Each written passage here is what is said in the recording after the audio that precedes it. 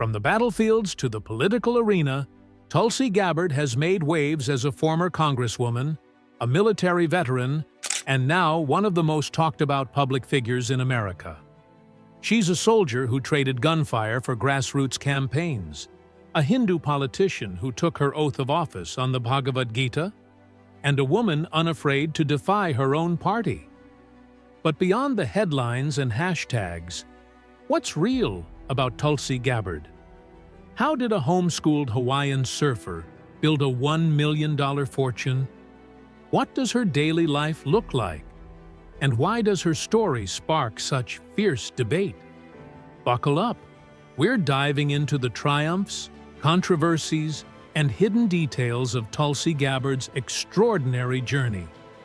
Tulsi Gabbard's story begins 5,000 miles from Washington, D.C., in the tropical village of Liloaloa, American Samoa. Born on April 12, 1981, to Mike and Carol Gabbard, she was the fourth of 5 children in a family where politics and spirituality collided. Her father, Mike, a fiery state senator of Samoan and European descent, was a strict disciplinarian who preached the virtues of public service.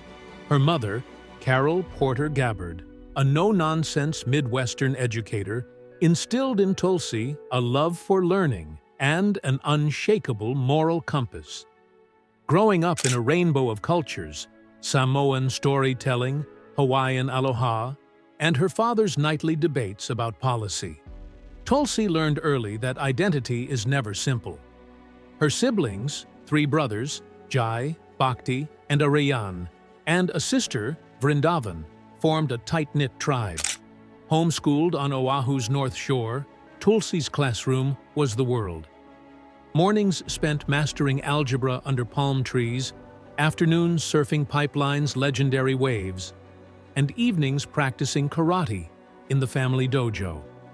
But her name, Tulsi, whispered her destiny. Derived from the sacred basil plant worshipped in Hinduism, it foreshadowed her spiritual awakening. At 15, her parents sent her to the Philippines to study at a girls' school run by Hindu missionaries. There, far from Hawaii's shores, she devoured the Bhagavad Gita.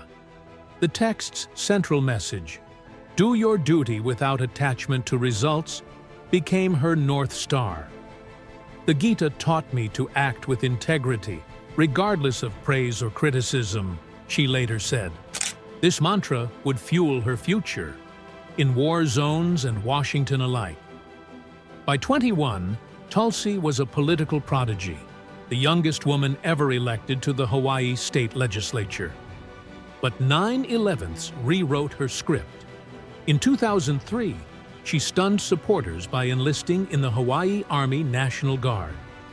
"How can I send others to war if I won't go myself?" she declared.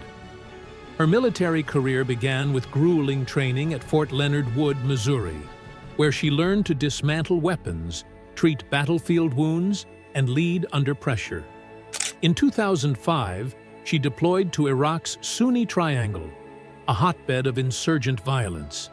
As a medical operations specialist, she coordinated convoys through bomb-laden roads, treated soldiers mangled by IEDs, and faced the relentless weight of command. "War strips away illusions," she later confessed. "It shows you what leadership really costs." One mission haunted her, a nighttime ambush near Baghdad. Under mortar fire, Tulsi dragged wounded comrades to safety, her uniform soaked in blood and dust. "In that moment, there's no Democrat or Republican," she recalled, "just brothers and sisters fighting to survive." Returning home, she channeled that grit into politics. In 2012, she shattered barriers again, becoming the first Hindu, first American Samoan, and one of the first female combat veterans in Congress. In Washington, Tulsi was a progressive paradox. She co-sponsored Medicare for All and the Green New Deal, but clashed with her party over foreign policy. Her 2017 meeting with Syrian dictator Bashar al-Assad sparked outrage, yet she doubled down. If you want peace, you've got to talk to your enemies. Her 2020 presidential run, though short-lived, amplified her anti-war message. She called out regime change wars in debates, earning praise from libertarians and scorn from establishment Democrats. "I didn't come to D.C. to make friends," she smirked. "I came to serve." With an estimated net worth of $1 million, Tulsi Gabbard isn't your typical rich politician. Her wealth? A patchwork of military pay, congressional salaries, and savvy side hustles. Take real estate. In 2014, she invested $600,000 in a historic row house in Washington, D.C.'s Capitol Hill neighborhood. The 1,800-square-foot property, built in 1900, features exposed brick walls, a carriage house for guests, and a backyard oasis, a strategic base for hosting allies and constituents. "It's not a mansion," she joked, "but it's home." Post-Congress, Tulsi's income streams widened. Speaking gigs, commanding $20,000 per event, advisory roles for veteran nonprofits, and media commentary on Fox News and CNN. Yet unlike peers chasing corporate boards, she's prioritized purpose over profit. "Money's a tool, not a trophy," she insists. Her lifestyle mirrors this ethos. A 2025 GMC Yukon and Chevy Suburban sit in her garage. Rugged, reliable rides for a veteran mom. Her days start at 5 a.m. with sun salutations and meditation. A strict plant-based diet fuels her, while the Gita's teachings anchor her through storms. "The mind is restless," she quotes, "but through practice, it finds peace." Behind the armor of politics, Tulsi's personal life has been a battlefield. Her first marriage to Eduardo Tamayo, a construction worker, collapsed under the weight of deployments and ambition. "War changes you," she admitted. "Not everyone stays for the journey." In 2015, she wed cinematographer Abraham Williams in a traditional Hindu ceremony on Oahu's North Shore. Guests tossed marigold petals as the couple circled a sacred fire, vowing to walk through life as equals. But their path to parenthood has been fraught, multiple IVF failures testing their resilience. "It's a private pain," Tulsi confided to a friend, "but faith keeps us going." Through it all, she stayed rooted in community. A fierce advocate for veterans, she co-sponsored the bipartisan Honoring Our Promise to Address Comprehensive Toxics (PCT) Act, expanding health care for soldiers exposed to burn pits.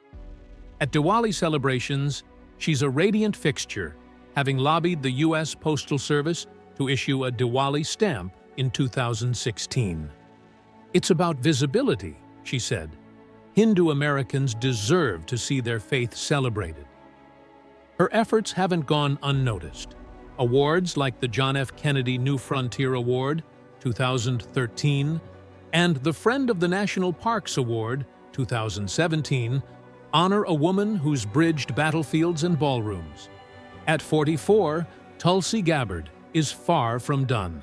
No longer in Congress, she's reinvented herself as a media firebrand, best-selling author and advocate. Critics call her a provocateur. Fans hail her as a truth-teller. But Tulsi deflects labels. "I'm just a servant," she says. Her memoir, For Love of Country, 2023, became a New York Times bestseller, exposing Washington's war machine and her own battles with PTSD. Her podcast, The Tulsi Gabbard Show, dissects geopolitics with special forces grit. Guests range from whistleblowers to foreign policy experts. Yet she still surfs North Shore's breaks, still meditates daily, still fights for veterans. "My purpose hasn't changed," she says, "just the battlefield." Tulsi Gabbard's story defies easy endings. From Samoa's shores to Iraq's deserts to the marble halls of power, She's lived 1,000 lives in one. Her net worth? A footnote. Her true legacy? Proof that service, raw, relentless, and unapologetic, is the ultimate measure of success. Agree with her or not, one thing's clear. Tulsi Gabbard isn't done writing her story. And America? We'll be watching.